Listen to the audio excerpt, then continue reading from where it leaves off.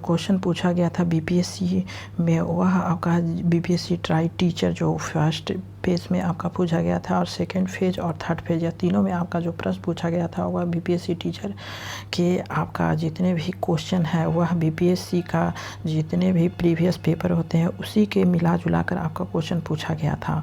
और यह क्वेश्चन जो है वह आपका बीपीएससी ट्राई में आपका पूछा हुआ क्वेश्चन है। एक बार आप ज़रूर ट्राई कीजिए प्रीवियस पेपर को पढ़ने के लिए। और जो जितने भी आपका जो यह क्वेश्चन किस बुक से है तो आपका घटना चक्र का है, वह आपका जो प्लेयर लिस्ट मेरा साइंस का बना हुआ है, आप वहां से देख सकते हैं। टोटल आपका घटना चक्र का साइंस का 100 वीडियो आपको मिल जाएगा, ठीक है, हर एक चैप्टर का। तो इसका क्वेश्चन हम लोग देखते हैं कि जियोडेसी वह विज्ञान है जो संबंधित है। ए ऑप्शन है स्थलीय चट्टान की डेटिंग से, बी ऑप्शन है आपका पृथ्वी के आयाम की माप से, सी ऑप्शन है पृथ्वी की ऊंचाई और डिप्रेशन की माप से, डी ऑप्शन है क्रस्ट द्वारा दिए गए परिणामों की रिकॉर्डिंग से, ई ऑप्शन है उपयुक्त में से कोई नहीं, उपयुक्त में से एक से अधिक। तो ई ऑप्शन यहाँ पे सही होता है। जियोडेसी का विज्ञान का अर्थ क्या होता है?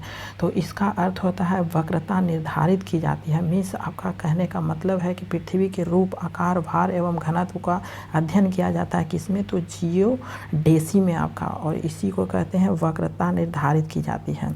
तो ये ऑप्शन यहाँ पे उपयुक्त में से कोई नहीं होगा। अगला क्वेश्चन है कि विज्ञान का क्षेत्र जो मानव एवं यंत्र के मध्य स्वचलन एवं संचार का अध्ययन करता है वह कहलाता है। ए ऑप्शन है हाइड्रोपोनिक्स, बी ऑप्शन है क्रायोजेनिक्स, सी ऑप्शन है डाइटेनिक्स, डी ऑप्शन है साइबरनेटिक्स।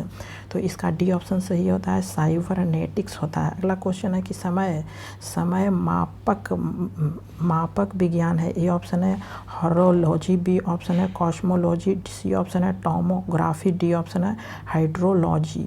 तो इसका हमारा ए ऑप्शन सही होता है हारोलॉजी। अगला है कि घर्षण एवं स्नेह का अध्ययन किया जाता है, और यह बीपीएससी टीचर में आपका क्वेश्चन पूछा हुआ है। ए ऑप्शन आपका दिया है क्रायोजेनिक्स, बी ऑप्शन है सेलेनोलॉजी, सी ऑप्शन है हॉरोलॉजी जो समय का अध्ययन कराता था, डी ऑप्शन है ट्राइवोलॉजी। तो जो 5 का आंसर है वह हमारा डी ऑप्शन है ट्राइवोलॉजी होता है। अगला क्वेश्चन है कि विज्ञान के किस क्षेत्र में व्हाइट ड5 के बारे में सीखेंगे? ए ऑप्शन है खगोल शास्त्र, बी ऑप्शन है कृषि, और सी ऑप्शन है जेनेटिक्स, और डी ऑप्शन है एंथ्रोपोलॉजी।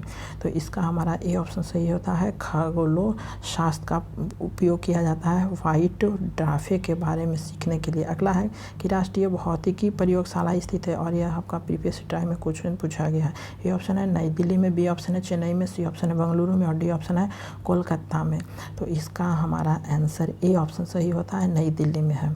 अगला क्वेश्चन है कि राष्ट्रीय रासायनिक प्रयोगशाला स्थित है। ए ऑप्शन आपका है लखनऊ में, बी ऑप्शन है नई दिल्ली में, सी ऑप्शन है पुणे में, और डी ऑप्शन है हैदराबाद में। तो सी ऑप्शन सही होता है, पुणे में आपका मौजूद है। अगला है कि Tata institute of fundamental research कहाँ पर स्थित है? ए ऑप्शन है बंगलौर, बी ऑप्शन है कोलकाता, सी ऑप्शन है दिल्ली, और डी ऑप्शन है मुंबई।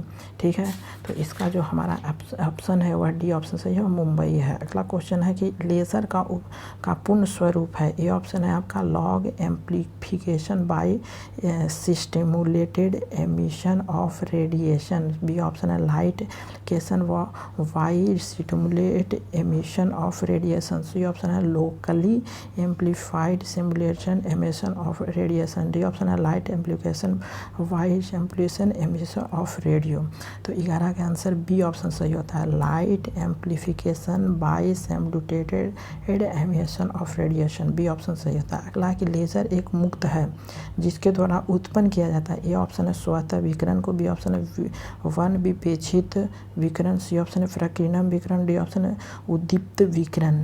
तो इसका डी ऑप्शन सही होता है, उद्दीप्त विकिरण होता है। अगला क्वेश्चन है कि न्यूक्लियर रिएक्टर टाइम बम का लेखक है। ए ऑप्शन है सीसी पार्क, बी ऑप्शन है ई.पी. ओडम, सी ऑप्शन है एस पोल्स्की, डी ऑप्शन है तकाशी हिरोज।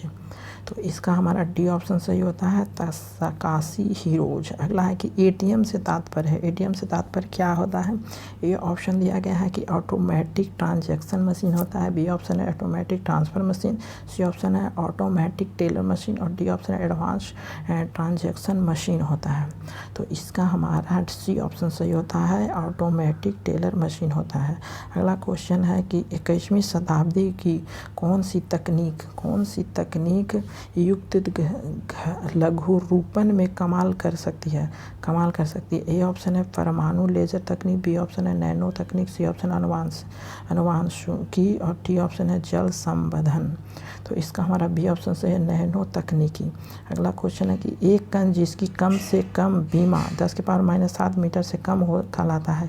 ए ऑप्शन है माइक्रो पार्टिकल, बी ऑप्शन है मिली पार्टिकल, सी ऑप्शन है नैनो पार्टिकल, डी ऑप्शन है माइक्रो पार्टिकल। तो इसका हमारा जो आंसर है वह सी ऑप्शन से ही होता है, नैनो पार्टिकल होता है।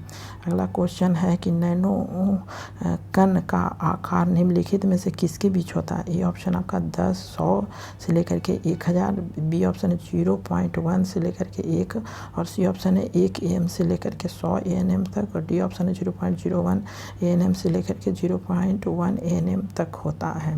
तो इसका हमारा सी ऑप्शन सही होता है, 1 ANM से 100 ANM तक होता है। अगला क्वेश्चन है कि नैनो प्लग संबंधित है। ए ऑप्शन है छोटी बुकलेट से, बी ऑप्शन है एक छोटे सुनने के यंत्र से, सी ऑप्शन है एक छोटी रॉकेट लॉन्चर से, डी ऑप्शन है उपयुक्त में से कोई किसी से नहीं।